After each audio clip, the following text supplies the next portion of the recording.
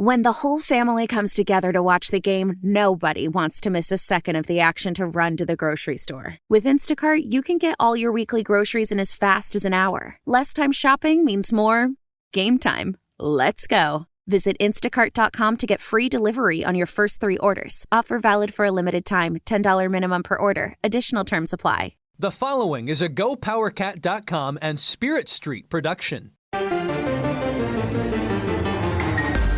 You've discovered your link to GoPowerCat.com's PowerCat Questions podcast, presented by Fridge Wholesale Liquor, and it starts right now.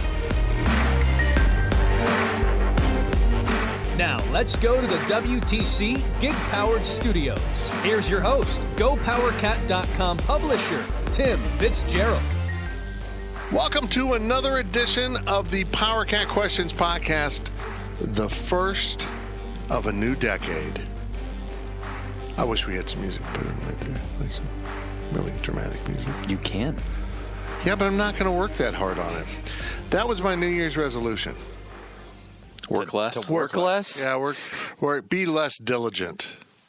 Interesting. To pay less attention to the spelling of, what word did I miss? Obedient? Obedient. Yeah. Golly, man. It's a rough crowd. I just was hurrying and I spelled obedient. Well, I spelled it twice. Yeah, you would have spelled it wrong on the keys. Yeah, because you duplicate it. You don't. And it doesn't matter how many times I spelled check things. It's just. Well, it was in a headline, so it didn't get spell checked. It's a little weird quirk. Anyhow, welcome to the Questions Podcast. We're back from Memphis. I drove 9 hours through tornadoes and hurricanes and goat attacks. It was in Missouri. Man. And I did it, and I'm tired of hearing it from you guys. I did it with 2 bathroom breaks. 9 hours behind the wheel. I peed when we got in Missouri, and I peed when we were about to leave Missouri. I left the best of me in Missouri, and then we were in Manhattan. It was pretty wild. We really only made 2 stops? Well, we made the first stop in that one doesn't right outside count. of Memphis, but it didn't really count. Yeah, we basically made a stop 3 hours in, another 4 hours in, and then we drove the final 2. It was awful. 15. It was awful. The return trip was twice as long. 10 times worse than going there. It's always that way. I slept all of it. Yeah. Meanwhile, Zach, my co-pilot, went into a coma that lasted basically from one bathroom break in Missouri to the other. He slept through all of Missouri, which isn't a bad idea. Not really. Won. One more big thank you to Robbins Motor Company for sponsoring the Robbins Road Trip. We had a great time. The silver 2019 Dodge Durango that we traveled southward and then northward in was fantastic. I noticed as we got into Missouri, so we've gone all the way down. All we did in this vehicle was drive to Memphis, and on game day, drive it to the Liberty Bowl and back, and then drive back. That's all we did in the vehicle that anyone will know about. And as we were coming into Missouri, I noticed that we were averaging in a Dodge Durango that had a little get-up. It sounded like it was pokey, 24 miles a gallon. It was at the McDonald's it's like the first or last McDonald's in Missouri, depending on how you look at it. I decided I want to get home to the wife and dogs. I want to get away from these other 3 people in my car. We spent too much time together. Even though one was in a coma. And I drove like a bat out of hell through Missouri and all the way down I-70 and dropped that average gas mileage to 21.2. But that's still pretty good for a SUV, a full-size SUV. It's not a giant SUV, but it's not a little SUV. 4 guys were perfectly comfortable with all of our gear. Get into Robbins Motor Company. Ask for that silver Durango. Make sure you get some money off because Fitz sat in that chair. Not extra money off. That those cushions are worn down a little bit. Great sell. Yeah. I was like, my butt hurt. I got a cracked tailbone. I don't think there's any chair in the world that makes you comfortable. There's got to be one, doesn't there? You complain about every chair you sit in. Think about it. I'm either on an airline when those things are just designed to barely get you by, or I'm in a car. There's got to be a chair somewhere that even with a cracked tailbone, you're like, oh, this is delightful. This is wonderful. I feel like my cheeks are on a cloud of heaven. No, never. We're taping this podcast as the Birmingham Bowl gets ready to kick off. It has kicked off. Okay, 6-6. They Boston start College. the game with 14:56 to play. Oh, I looked down. And Cincinnati at 10-3. Seems like an even matchup. I'm going with Cincinnati. Easy. KU beat Boston College. People forget that. Oh, yeah, and then Boston College still went to a bowl game. Whoa, figure that one out. Wild. But this is the Questions Podcast, and it's actually sponsored by the Fridge Wholesale Liquor. It's a new year. You need new liquor. That's right. All of your liquor has expired, so either dump it out or drink it and get into the fridge and get all new liquor. It's a fresh start for a fresh year. That's a read right there. Fridge, they'll restock you for a new decade. At the corner of this and that in this town. In which we live. And we're also sponsored by Tanner's. I know this is a lot of sponsors, but it takes a lot of sponsors to make me happy.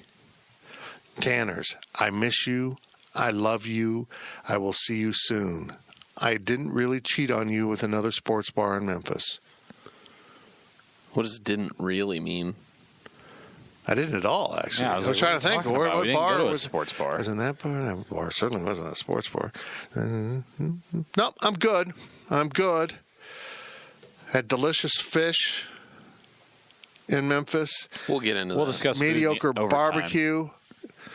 Because we're doing both podcasts. We're doing the questions, and then we're doing the overtime. And by golly jeepers, yeehaw. Let's get going with your questions from Wabash Station.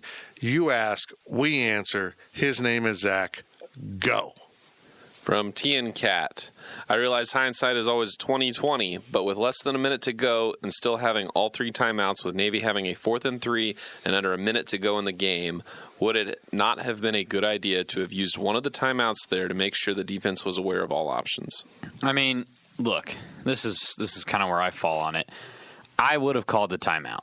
I think that you call the timeout, you get your defense ready for everything, because in that situation you're expecting another option run, but you can say, hey, be ready for the pass. Hey, be ready for literally anything. You get a chance to get your defense set up, get them ready to stop one last play, and you have more time if you get the ball back, try to go win the game. That's why I would have called it. That said, I'm not going to roast him about it that much. I think he made the wrong call, but I understand what he was thinking. I understand. Well, it did cost him, but I understand what he was thinking. But here's the problem. They made an assumption about Navy that the basis of which was false. They assumed, I would guess by their posture on defense, they weren't ready for a snap, that Navy was just going to run the clock down and punt the ball. I think that was their assumption. Playing for overtime. The assumption, as I said on the postgame podcast with Brian Hanley, the assumption that Navy would do things like other Division I FBS football programs was false in its core. They don't do anything like anyone else, from their offense to their defense to how they approach 4th downs. It was actually probably more likely they were going to run a play than not. That's more in their nature. So that's why I would have taken the timeout. I would have taken the timeout for twofold. One, let's get the defense set. I believe they're going to run a play. And basically by calling the timeout, you basically force them to run a play. They're going to go ahead and do that and try to pick up the first down and knock you out. Then it gives you 2 timeouts to use after you get the ball if you stop them. The problem with what Chris Kleiman said was he wanted to have 3 timeouts for when they got the ball back. Well, your defense didn't appear set on for a play, and even when they snapped it, it was under 30 seconds. If they hadn't snapped it, it had been under 10 seconds. How are you going to use 3 timeouts in those time periods? You're probably not. 2 would have been enough. 3 would have been great if they had a first down. and then you try to stop them. You had to stop them again. I don't know. It's easy to second guess it in hindsight. But I'm not talking about hindsight, because in the press box at that moment, there were some of us saying, you've got to call the timeout, and I was included. Call the timeout. I would have. Another thing I said in the postgame, as I just steal from myself, the one thing this coaching staff needs to do most in the offseason is scout themselves. I think Chris Kleiman is a terrific fit for Kansas State. I think he's going to build the type of program that fans can be proud of. He's going to recruit the type of kids fans can be proud of. But he doesn't have enough experience in late game situations. His teams at North Dakota State were almost always ahead late in the game, and enough where it was comfortable and there weren't these decisions to make. He needs to scout himself and do a better job of figuring out, this is what we got to do in this and this and this and this. And then there's plenty of other self-scouting other coaches need to do, and I'm sure we'll get into that. From Duckhook 8, is there a team more vulnerable to trick plays than K-State? We seem to fall for them quite frequently. Even under Snyder, we fell victim more often than not. I think that might be being exaggerated. It stings because the trick play lost you the game. That's going to stick out in your mind. Let's not forget they got an interception off a trick play against Oklahoma. Yeah. And I'm like, if K-State got beat, let's say they get two times a year, let's say they got beat on trick plays, I'm not going to be upset about it. That's the point of a trick play. You're not supposed to be ready for it. Like, a trick play catches you off guard. I guarantee you it happens to a lot of teams out there. I mean, you're just not watching every single team every single week. I get why it feels like maybe K-State gives up a lot of trick plays, but that is the nature, by definition, a team is going to get fooled by a trick play. This is my point reemphasized.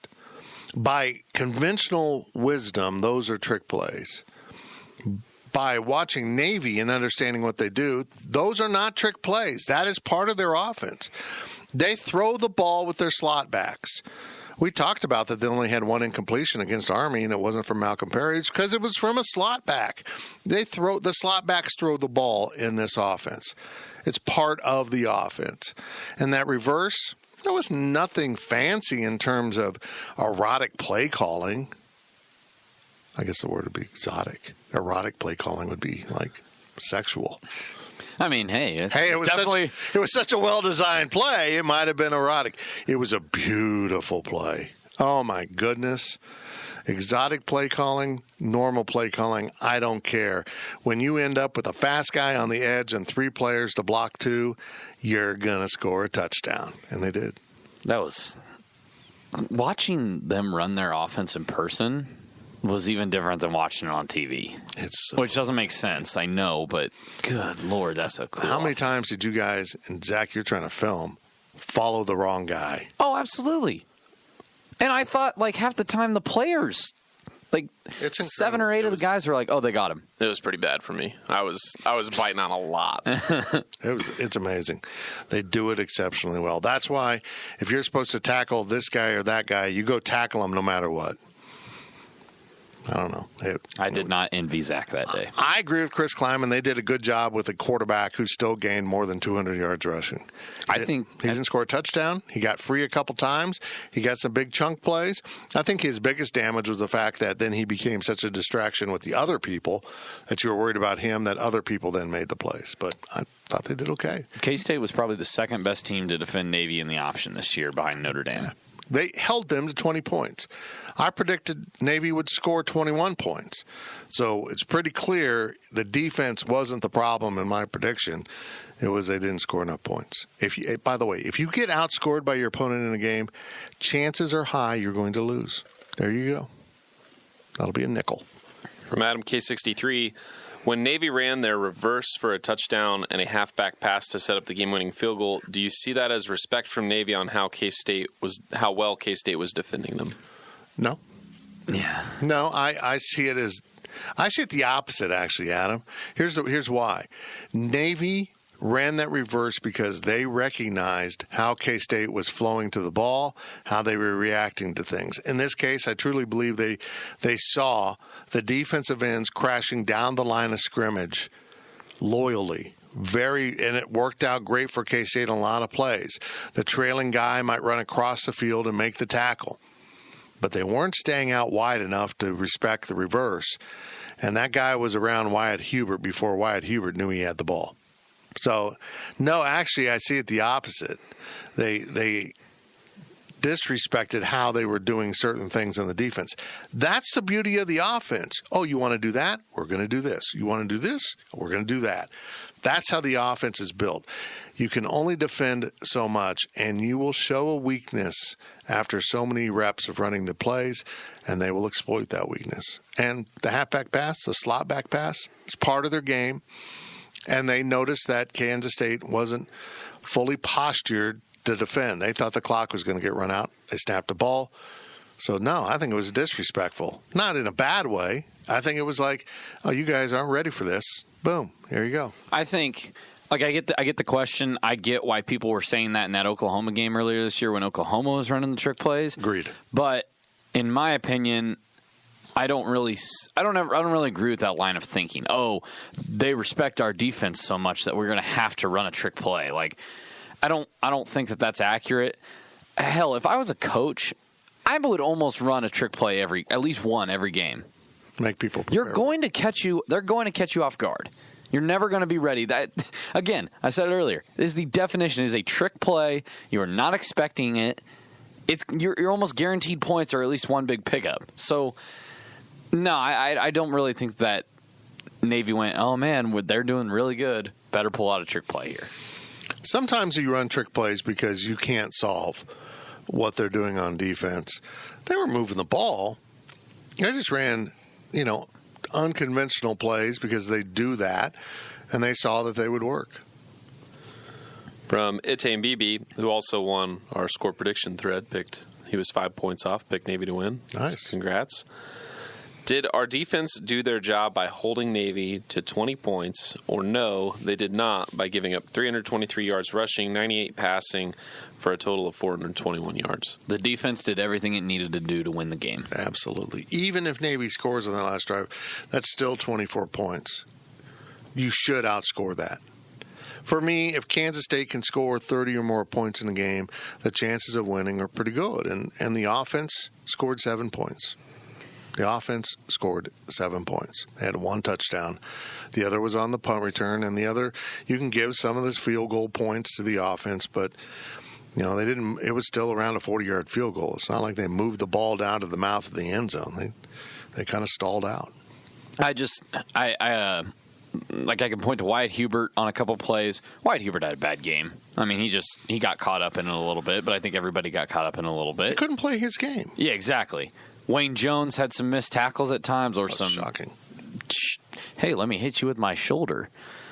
That'll work. So there were a few things on the defense that I watched, and I was like, that's bad. But I didn't walk away from that game going, if only the defense had played better, maybe K-State wins the game.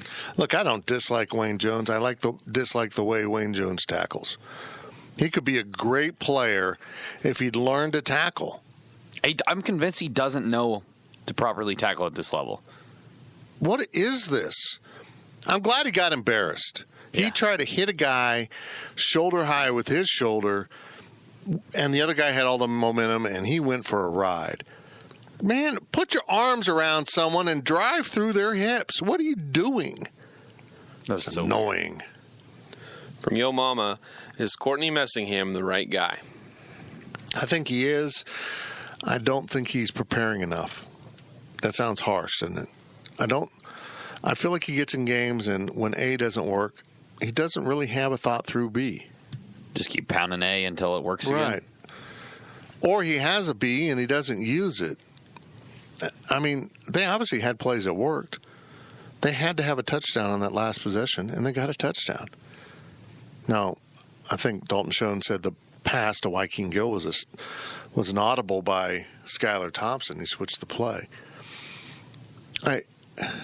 If they're not letting you do something, you have to be prepared to do something else. Why they didn't run bubble screen after bubble screen until Navy backed out of the box or you broke one, I am in disbelief about. It's in their playbook. Why they didn't, if you want to stuff the box, Fine.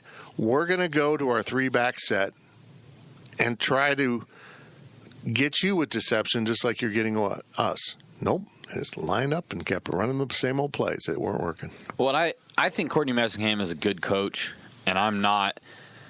A lot of people have already jumped off the ship, especially after that game, and I'm not there. I've been one of the biggest probably defenders of him this year, but he does some things at times that make me scratch my head, and I made it very clear on Tuesday.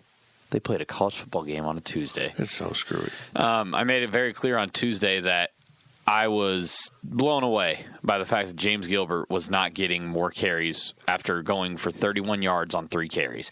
He was averaging 10.3 yards per carry, and he didn't get another carry till the second quarter. And really, it wasn't present till the third. It was just ridiculous. And at that point, it's like he's cold. I mean, yeah, he ends up, he gets, are you okay over there? Oh, my God, it's pouring in Birmingham. Oh, that sucks. Go ahead. Gilbert ends up with 8 carries. He still averaged 4.9 yards a carry. So something was going well for James Gilbert, and yet he wasn't getting. That's a bad way for him to end his career, and it's not his fault. I thought at times Courtney Messingham, like you said, doesn't really. I don't think he makes in-game adjustments well. I think he has to fix that, and a lot of it, I think. All right, which side of the ball has had good in-game adjustments? The defense. Which side of the ball didn't blow everybody away by 40 points before they got to Kansas State? Scotty Hazelton on the defense. Courtney Messingham's never had to do in-game adjustments. Yeah. I agree. That's where whoa, our lights just flipped on. Well, thanks for fixing that, Zach. Appreciate it. You're welcome. A lot of I don't want to say that like the North Dakota State thing hurts them, but they're not used to this. And I think that they kind of got their first taste of crap. We're not always going to be better than everybody. Not in this game, this season. I know, and that just takes a little adjustment. That's a new experience for anyone. That's a new experience. I know he's been an offense coordinator elsewhere, but not in this offense. So what do I do when I need to get a first down in the fourth quarter, get a touchdown in the fourth quarter?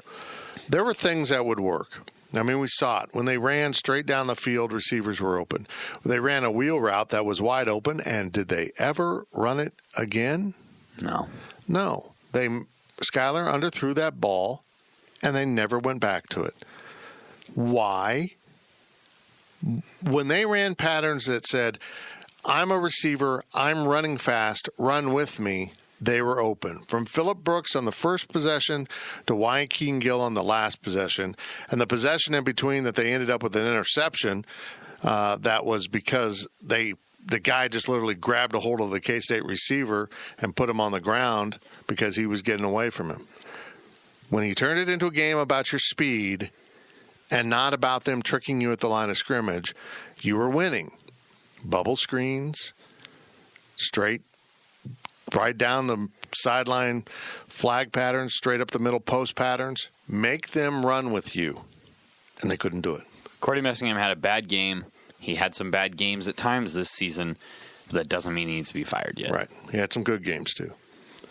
From Exhausted Nihilist, in the lead up to the game, I noticed a few KSU fan accounts were tweeting about the purple takeover of Memphis. From your perspective, did the K-State Beale Street presence live up to the hype? Well, I'll give it to K-State fans. You guys showed out. You were there. They were. And I said 15. Jack thinks 25. Well, I think what was the estimate you said was like 15? Oh, yeah. I don't. If that stadium holds 57. 61. Is that what they said? That's what they list. Oh, man. They had the end zones covered up, and half of what was uncovered was empty. Oh, not on the KSU side. Yeah, it was. What? On the KSU side, those wings going up in the air, those were empty. That's a lot of seats around that big old. Yeah, but I don't think it was 10,000 less. It was 4/5 full. The Liberty Bowl. way. The Liberty Bowl people said that they anticipated 23,000 K-State fans. You're saying 8,000 less than that? I don't know where they got their number, but Math. Looking at how many seats are open, how many are I filled. think there was 25,000 people in that stadium, 15 of which were K-Staters. That's the math, Zach. Oh, I think there were far more than 25 people, 25,000 in the stadium. Was that stadium more than half full? Yes. No, it wasn't. No way. No way. Those corners of those wings on those sides were wide open because those seats are so high. The Navy side was probably 10,000 people. It was probably 2/5 full. Okay. It's a deceiving stadium. It's tough to relate. Then I say it was 3/5 full on the K-State side. I'm in the camp that there was over 20 K-State fans, but that's me. Doesn't really matter, right? I'll just say this. There was those accounts trying to be funny. Some of them were funny, and others were just trolling K-State fans. I don't understand people that troll their own fan base. That's really my disconnect. It's not about being old. It's okay, boomer. No, you're being a dick to people that you're supposed to be on the same side with. What's that about? Congratulations for making a joke and fooling K-State fans into thinking they were doing a good job. Yeah, I can have appreciation for a guy that makes up an account claiming he's a vague bar owner of an unnamed bar. And, that's kind of humorous when you go back and look at it. But pretending you're the city of Memphis, pretending you're a sports writer, pretending you're someone in particular, that's just weird, man. The funny joke would have been to do it to make Orlando accounts and be like, wow, Iowa State fans are crazy. That's the joke. Or troll your own fans. Or clearly make it a joke. But yeah, it's just, whatever. It was stupid. It's stupid. But yeah, I'll say this: 15 or 25 doesn't matter. It was impressive. Downtown was a lot of K-Staters. It'll never be like it was when 45,000 went to the Copper Bowl or whatever happened in the Fiesta Bowl or whatever other bowls they want to count that were massive. It'll never be like that. For lack of a better way to say it, the romance is gone. It was so new and exciting. Now you're a little bit more jaded. TVs are bigger and better. Not driving to Memphis. Yeah, is better. It's better than driving to Phoenix. I'll say that. It'll never be the same. It really won't be the same for anyone unless you want to get out of Iowa. So it is what it is. It's still impressive. It was still really amazing to see so many purple people down in the downtown Beale Street area. Kudos to K-State fans. You are still amazing. Last question of the first half from PowerCat Ryan. What is your final Big 12 ranking for the 2019 season? And what is your way too early 2020 preseason ranking? Oklahoma got curb stomped, and they're still the number one team. Yeah. They were easily the best team in the Big 12. Oklahoma State, number 2? I still think Baylor. Baylor. How did I forget Baylor? I'm sorry. No, I still think, Baylor's pretty good. Oklahoma State would be 3. I don't know, man. Texas looked good. Damn it, I was going to put Texas at 4. I don't really. Just when we didn't like you again, Texas, you go out and win a game when everyone else lost. Well, that's why I'm not going to put them at. That's why I don't want to put them at 3, because they did that to Georgia in the Sugar Bowl last year, and then almost went 6-6 this year. Well, we'll give a tie at 3 to Oklahoma State and Texas, followed by K-State. Yeah, and then Iowa State. Good for you, Iowa State. Got slapped. TCU probably, then Tech, then West Virginia, then Kansas. Did you 10? That's 10. Yeah. I don't know who's going to be the best teams in 2020. Probably Oklahoma State at the top with Oklahoma. I don't think Baylor's going to be good. I think they'll be 6, 7, maybe 8 wins. Baylor looked like a team that knew the coach was leaving. They did. They really did. Some conspiracy theories out there that Matt Rule has been lying about some head injuries with Charlie Brewer. Well, so it didn't look good. Be a great look on the way out. When the officials earlier this season was against Oklahoma in the Big 12 championship, had to tell them to reevaluate him, because when he came on the field, you could see what's his name, Mike DeFee. Mike DeFee talked to Charlie Brewer and clearly knew he wasn't right. Yeah. That's old school stuff, and that's not anything you want to mess with. Now that we have more knowledge, man, you don't want to mess with that. It screws people up for life. Don't know. Look at Marcus Watts. Oh, man, you don't want to be like the guy. Now he thinks his name's Mark. He forgot the us. It's troubling. That's it for the first half of this Questions podcast. We'll be back right after this with more of your questions from Wabash Station. Stay locked in. The Power Cat Podcast will be right back. Imagine the softest sheets you've ever felt. Now imagine them getting even softer over time. I'm here to tell you about Boll & Branch sheets. In a recent customer survey, 96% replied that Boll & Branch sheets get softer with every wash. They're made from the rarest organic cotton and designed to get even softer over time. Try their sheets with a 30-night guarantee plus 15% off your first order with code Odyssey. So head to BOLLandbranch.com today. Exclusions apply. See site for details. The NFL regular season is wrapping up, but there's still time to get in on the action with FanDuel, America's #1 sportsbook. Right now, new customers get $150 in bonus bets guaranteed when you place a $5 bet. That's $150 in bonus bets, win or lose. The app is so easy to use, and there are so many different ways to bet, like live same-game parlays. Find bets in the new Explore tab. Make a parlay in the Parlay Hub, the best way to find popular parlays, and more. So visit FanDuel.com/247 and make your first bet a layup. FanDuel, official partner of the NFL.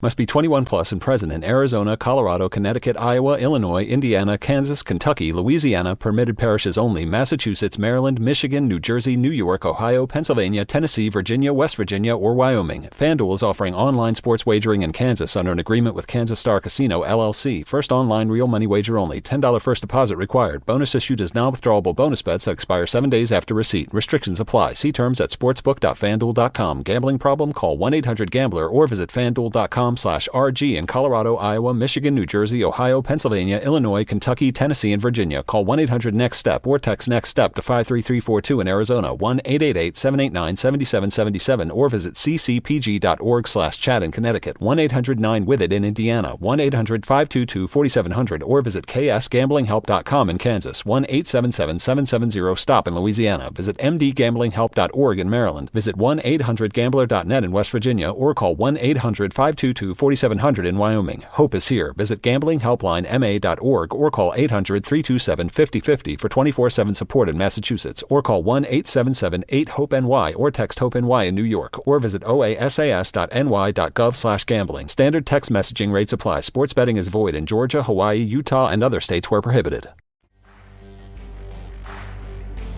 We now send it back to Fitz in the WTC gig-powered studios. Happy 2020. It is 2020. I'm still waiting for my electronics to go bad from the millennium. Is that ever going to happen? 17 more years. Is that supposedly what's going to happen? That's the next big tech thing. No, whatever. But it'll be fixed by then. I'll be dead. Nobody's going to be using technology in 17 years. Wow, that's optimistic. It's still around Well, today. let's be real. With the things I get myself into, I'll be dead. I was doing the math here. I'm thinking, hey, I'll only be in my early 70s. I'll still be teched out. I'll have the hologram phone, It won't be a thing. the personal transporter, like the little window, the little doorway you step through and you're in Orlando. No more driving to Memphis. No more random cars on the road. You want to be somewhere, you end up walking through your portal into a portal center in some other town. Be So great. that's how kids transfer these days. I hate the portal.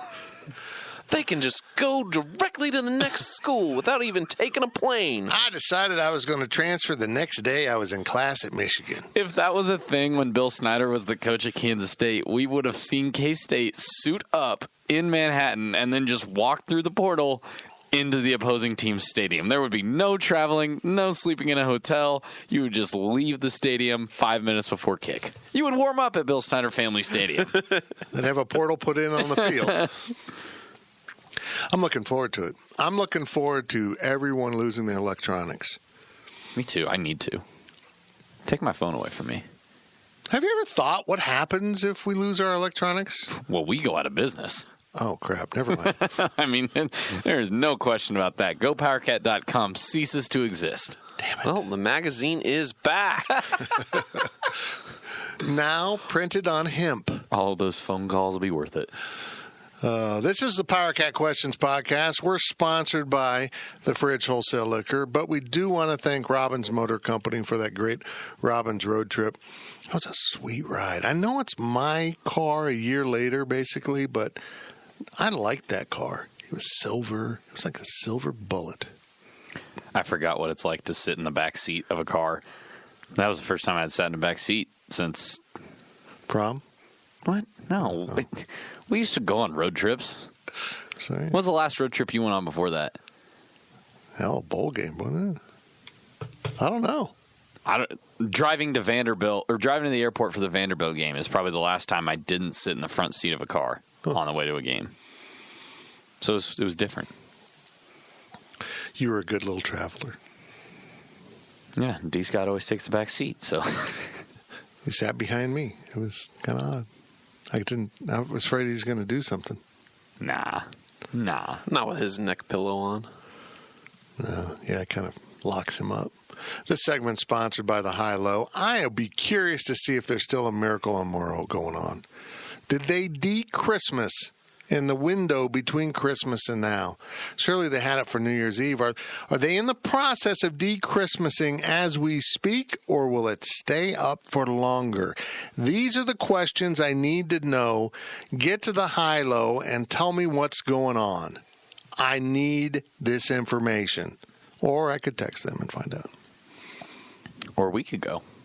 Although we're in a very tight schedule. Zach and I get to leave for Oklahoma Okay, tomorrow. so we get back on Wednesday. We've been, like everyone else, we've been screwed up with the Tuesday game. We get back on Wednesday. We had done a post-game podcast Wednesday morning and then hit the road. And we ease back into town at 9:15? No, 8:45. Yeah. 8:45, 8:30. It was 8:30. I got home before 9. These guys then went to the Bruce Weber press conference opportunity that was at 3. No, it was at 2. No, it was at 3. No, it was at 11:30. It was at 11:30. So they go to that and then come into the office, and here we are podcasting. And then tomorrow they go to Norman because the game's at noon on Saturday. Yeah. Maybe one of the few road trips we go on. We'll see. Got to start winning. If they're not going to be competitive in the Big 12. People didn't even want to talk about the basketball team this week. Is there no questions? No. Okay. Good enough. Well, let's get to the questions you did want to ask. Here's Zach. From Claws Out, Balls Out. Oh, yeah.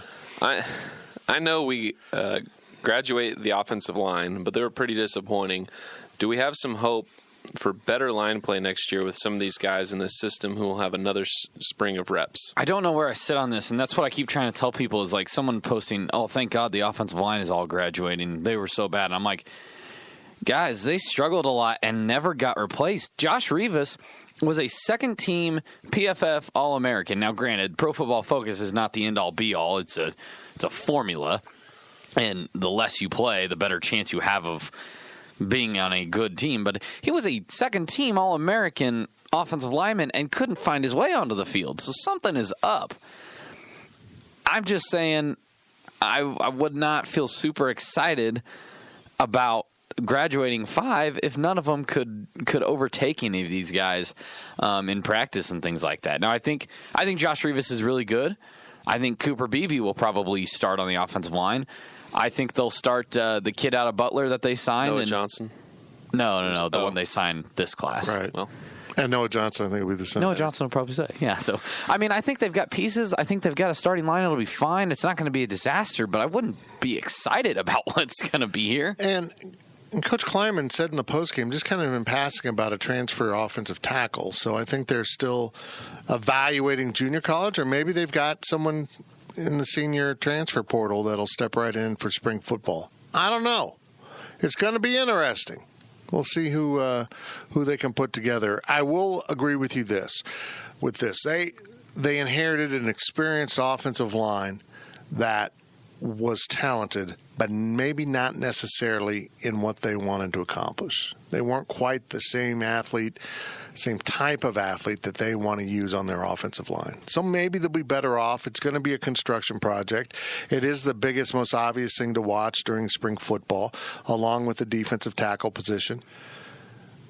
But, it's part of it. You lose players, and this isn't a surprise. They knew they were starting 5 seniors, and they've been trying to get guys ready to play. From Naked Pumpkinhead, it's been a while. Yeah, I know. Hey. That's kind of what I was thinking. Welcome back. If you had to pick one to replace before next season, would it be the starting quarterback or the offensive coordinator, and why? It would be, you would replace the offensive coordinator because you can easily go find somebody to do the job. A lot of people are getting really excited right now about quarterback recruiting. I get it. I think Will Howard is terrific. I don't want to see Will Howard on the field next year. No. Does Skyler have flaws? Sure. Absolutely. But he also has some real strengths. Was it his best game? No. I would have to, forced to answer, I'd say offensive coordinator, but neither.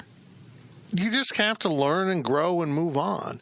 You have to get better at what you do. And I don't care if you're a freshman quarterback, a senior quarterback, or a 50-year-old offensive coordinator. You have to continue to learn and get better. Let's go ahead and take the Jordan Brown drop / bounce pass / whatever that was out. Just ignore that one. How many yards roughly was that pass to Phillip Brooks that he blatantly dropped? Like 40-yard pass? Mm-hmm. So add one more completion on if Phillip Brooks catches that. Skyler's instead 11 of 14 for 160-ish, 70-ish yards and a touchdown. They win the game, perhaps, with that stat line. You're not roasting him. Well, the first play of the game. Add another reception in, another 5.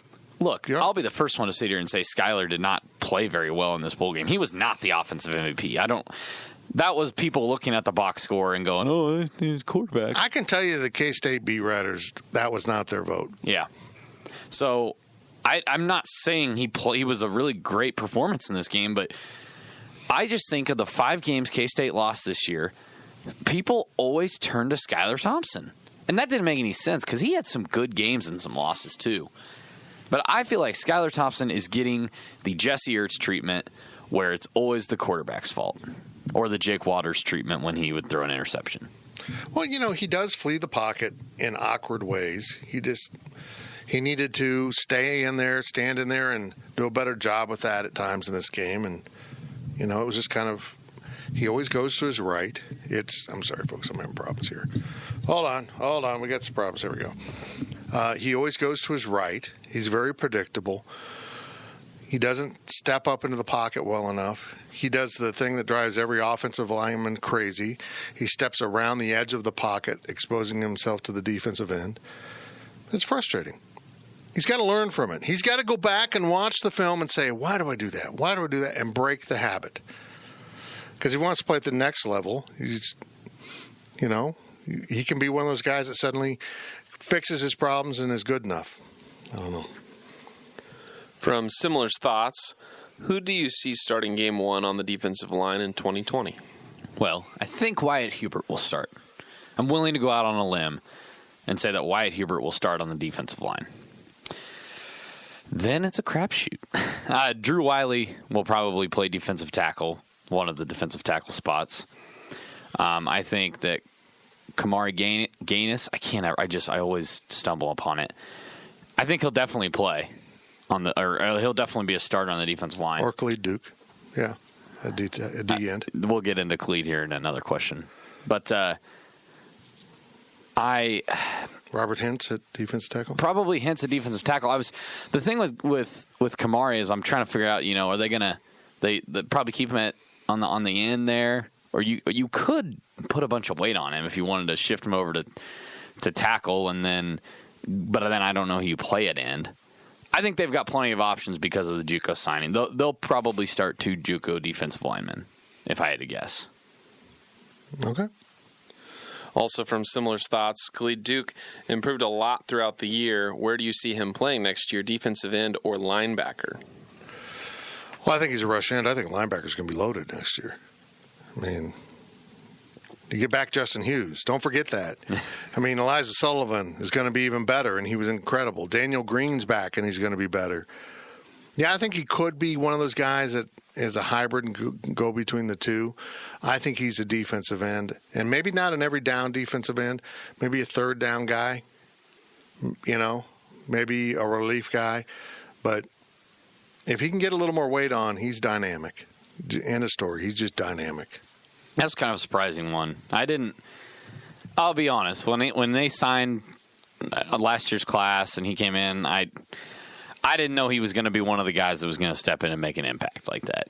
He kind of looked like a project a little bit. Needed some time, but he's really impressive. And you got to find a way to get him on the field more than this year. Obviously, not that they underplayed him. I'm just saying his role is going to increase a lot, and I think he could probably thrive at both. Kind of Elijah Lee a little bit. Yeah, I would agree with that. I don't want to hold him to that standard, but it seems fair. From Itane Bibi, please pick one. More traditional purple uniforms as an old-time fan or white uniforms today's kids seem to like? Whatever they want to wear. I've been consistent from the start. I just want the Power Cat. Now, you can do the alternative helmet, okay.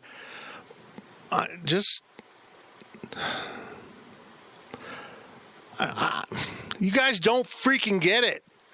How bad it was before the Power Cat and what it represents to this generation of fans. You almost, at times, by making fun of people that know what that means, you're disrespecting it. And I don't think you intend to do it, but just stick with the Power Cat. Just stick with the Power Cat, or at least have a really good reason for picking the alternate helmet. Don't do it because, hey, it's fun. You can have fun with the jerseys, with the pants, with the combinations. Hell, you can do a black helmet with the Power Cat, a white helmet with, make it cool, but don't get nutty. You've got a really recognizable mark.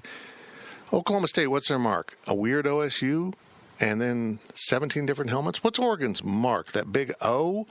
But they also have the wings and the feathers and the duck and I just think some people get too carried away. You forget who you are. People should be able to turn on the TV and say, hey, that's K-State. And they could, even with the all-whites, which were sweet. Maybe a bigger stripe on the helmet, but they were sweet. I want the all-whites to become the permanent road. Sue me. I actually didn't like it. Why? Because the color of... and it's almost the texture of the paint on the helmet. It isn't completely white when you compare it to the tops and the bottoms, which are all really white, and the way the light reflected on the helmets just look. I think that's an up-close thing that you get. And also a function of the helmets really were, what can we get? Yeah. I mean, because they couldn't replace the uniforms this year. The uniforms were what they had. The pants, of course, were new, but those are pants. Hypothetically, I'm not saying they have it. Hypothetically, if they have major jersey changes in the works for this new regime, would we see those this year? This coming season? Yeah, it takes a full year. Yeah. I didn't. I was trying to do the math. I didn't know where that, because that process probably wouldn't have started until May. I'm guessing. I would guess that they started last spring. Yeah. And then by September, they had everything finalized. I don't think they'll make... I don't, honestly. I think we've seen the extent of alternate uniforms that we're going to get at K-State. I disagree. I think they'll go more combinations. Really? I hope they don't go... I don't know. Here's the cat stripe uniform, and here's the... I hope they just don't get... The cat stripe uniform? Yeah, like claw marks. Oh. Something. I don't want them to get too out there with it. I think there's something to be said about being conservative. I've always said this. I think it's funny that everyone defended the same uniform over and over and over and over because it was based on the Cowboys, who had, as far as I know, the first alternate uniform. Yeah. And people just kept missing that. If they kept the Power Cat, would you be okay with them scrapping the current jerseys? Well, but what would you have? I don't know. I mean all right, if they did something like what Marcus is wearing that picture, not that. I know that was the Ron Prince jersey thing, but I don't mind that the top. I mean, it's not crazy. I mean, it's just takes the stripes I off. mean, just in general, if it was a basic, nothing too way out there, just a purple jersey, but not what Coach Snyder had. Do you guys see that purple, white, purple stripe, which, as we look at these photos, clearly has changed through the years? The purple was wider. I like that purple on Terrence Newman's pants right there. I mean, the three, it almost looks like inch and a half stripes. On, Jonathan Beasley, the white stripe is significantly wider, very big. That's sexy. I don't like that one as much. I like the one on Tinu where they're all about an inch and a half wide, all three stripes, maybe even wider. I mean, I think that sequence is kind of what K-State's known for. It's straight off the Cowboys, but you can modernize it. Yeah, you can cut off the stripe midway, put a Power Cat somewhere else on the pants. Still looks good. Like, yeah. I don't want him to. I mean, I don't mind solid pants. I really don't mind solid pants.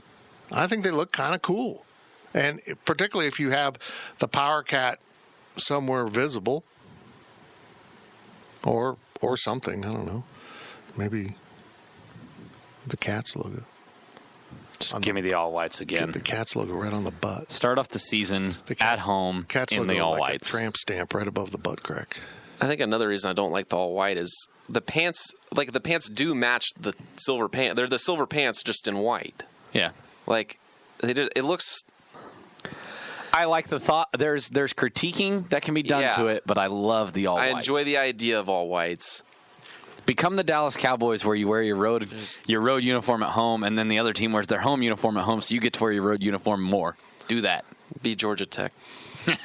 Would you do a purple? I would do a purple helmet with the white Power Cat. I don't like purple helmet. I think it would be cool. If you can match it to the jersey. That's really the biggest question I have, and I tweeted this at my friend Brian Bookwalter, whose father designed the Power Cat. No, Bill Snyder is not a graphic designer. Oh. Someone actually did it, and he approved and tweaked, and some of the earlier versions are quite entertaining now that we know what it looks like. You know, Bill Snyder's purple, that Power Cat on the helmet, and you really notice it when they put it on a white field, it's plum. Yeah. It's dark black purple. And I wonder if this evolution of the uniforms involves an alignment of the shade of purple with the rest of the school. There is a Power Cat purple. There is a K-State purple. It has a number, has a hex code, has, a mix. We have a mix of a specific color we use here to get close to it that looks good with, online stuff. It's 8110, by the way. In case anyone from K-State is listening. No K, no black. But it's really a dark color and always has been on the helmet. But look at the Sproles uniform there. Those numbers are purple. Yeah. But the stripes are plum. Dark purple. But on the Ben Lieber, it actually looks pretty close. It just kind of depends on the light and the... It's really the Power Cat. Look up there, the Michael Bishop. The Power Cat is so dark. It's so dark purple. And I wonder if they'll align it into the rest of the purple of the rest of the university. Coach Snyder liked a really dark purple. But... Man, we went off on a tangent there. I know, but those are all things to think about. I think if there is a change, it might be the purple shade. Now, the Colin Klein jersey we're looking at, I think, is color adjusted a little bit. I think the lighting changed. Did you do that? Yeah, I think I did. I was going to say. But he's laying in the Bill Snyder purple end zone. I mean, you can look at the purple on, who's that? BJ Finney's helmet? Somebody. Yeah, I think that's BJ. Doesn't match. It's plum. Mm-hmm.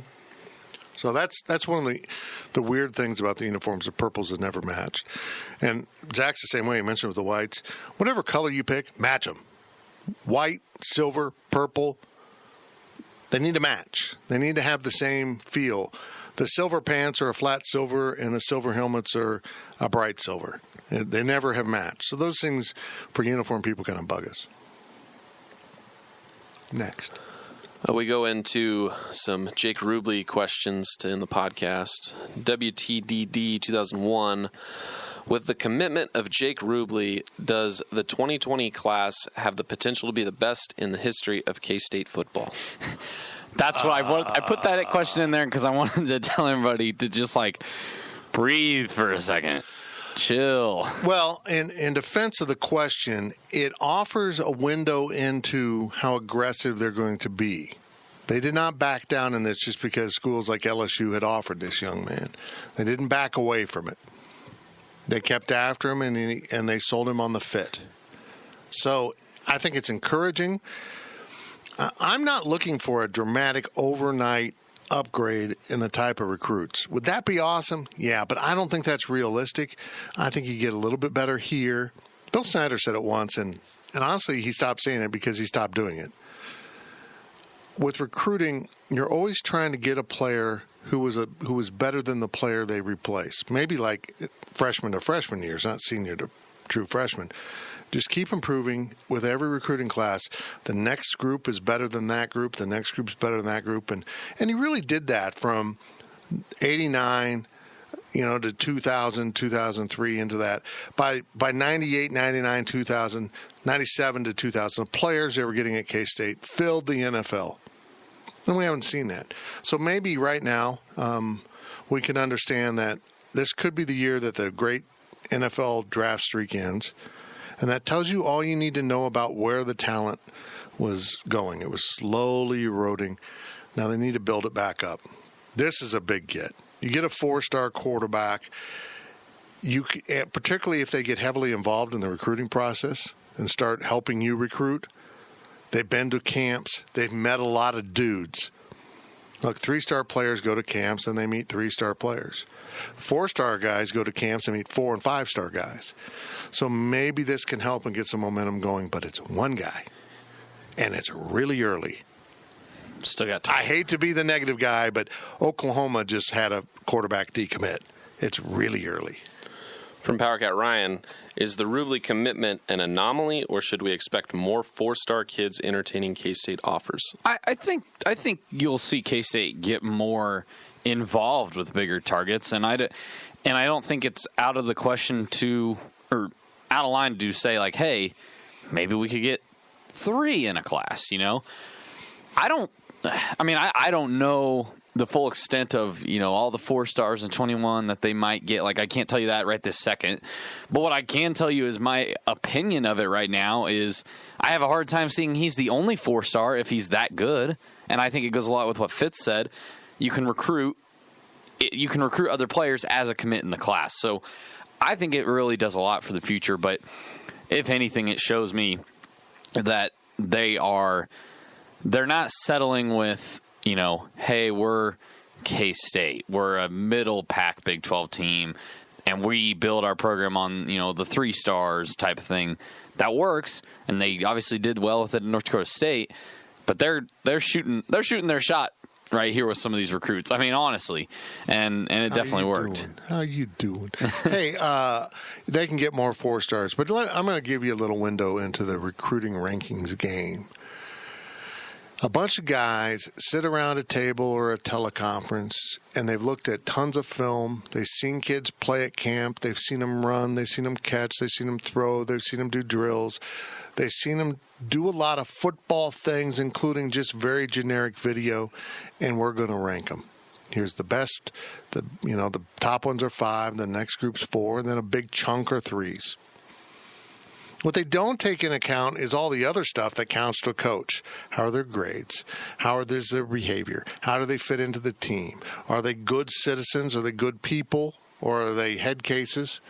That doesn't really work into the rankings very much unless coaches really are telling the scouts, look, this guy, nobody's going to want him.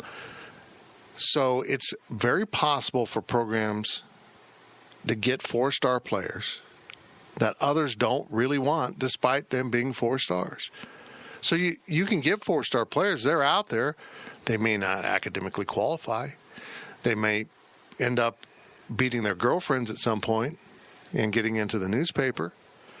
They might have other issues, but do you want them on your team despite the 4-star, despite maybe they're a little bit faster, stronger, quicker, more explosive, more dynamic, and more problems? So they're all out there. What you want to do is start getting in on the 4-star kids that the big programs want, and this was one of them. The big programs get their pick of kids. They're not going to go out and just intentionally pick a troublemaker that's only 4 stars. And I say that if you're an LSU, if you're offering a 4-star, it's because you see the upside and you don't see a downside. And just throw this in there, too. There's a chance that they could end up having the 2020 class, Taylor Warner's a 4-star. He's not a 4-star composite. He was a 4-star by the rating, though. And they're going to go back. They're going to do another round of evaluations. They might bump some of these kids up. A guy like Nate Matlack might get to be bumped up to a 4. I'm not saying he is, but he could. So there's always those extra evaluations late. And let's just see what happens. Yeah, I think 21 will be better than 20, and I think 22 will be better than 21. Just keep going and going. I'm really bullish on the future of this program.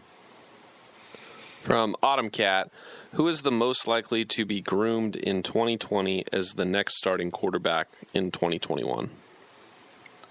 I don't think that Jaron Lewis has a future at this program as a quarterback.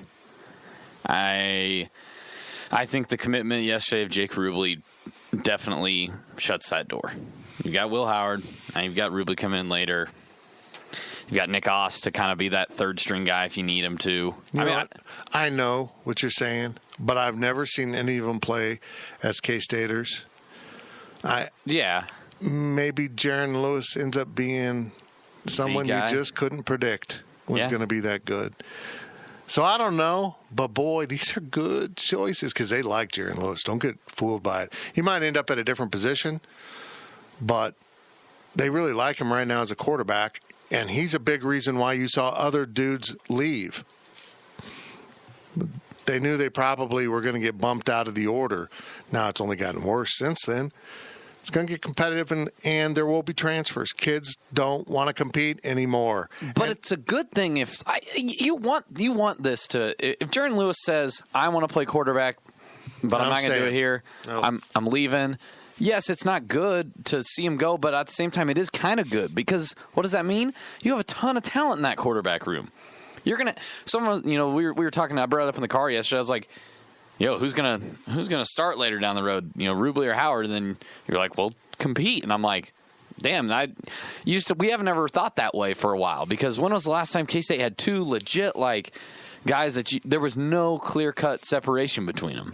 I'll say this: if Jaron Lewis is sitting around today thinking, "I got to get out of here," I don't want you as the quarterback. Jaron Lewis, I guarantee you, is sitting around today thinking, "Oh, good, I'll win that competition. No, I'll be the starter. You keep bringing them in, coach. I'm going to beat them out."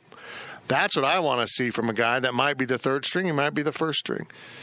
And once it starts getting sorted out, maybe you'll see a kid leave, or if you're Texas Tech, it sorts out and the kid does leave because he's clearly the better quarterback and you don't see it still. That's just weird. This is really cool. This is cool. They're going out back-to-back quality quarterbacks within their system. And Jaron Lewis is a little bit more of an unknown, but boy, in camp, they sure have liked him a lot. They've liked him better than the 2 kids that have transferred, probably because they needed to switch positions because they were buried on the depth chart behind what they had now, let alone these 2 guys they're bringing in. It's pretty cool. It's pretty cool. It's fun to get excited about K-State recruiting, Riley, because it's been a long time since you really got fired up about kids like this. Pretty wild. That's it for the PowerCat Questions podcast. We're back from Memphis, and boy, was it a good Robbins road trip. Except for one thing. We didn't quite cover victory. We'll try harder next time. You've been listening to the PowerCat Questions podcast, presented by Fridge Wholesale Liquor. PowerCat Podcast. All rights reserved. GoPowerCat.com and Spirit Street Publishing. With Blue Link Plus, you can access your Hyundai Tucson Limited remotely. Doors unlocked, temperature set, lost car found. There it is. Get complimentary class-leading Blue Link Plus. Call 562-314-4603 for complete details.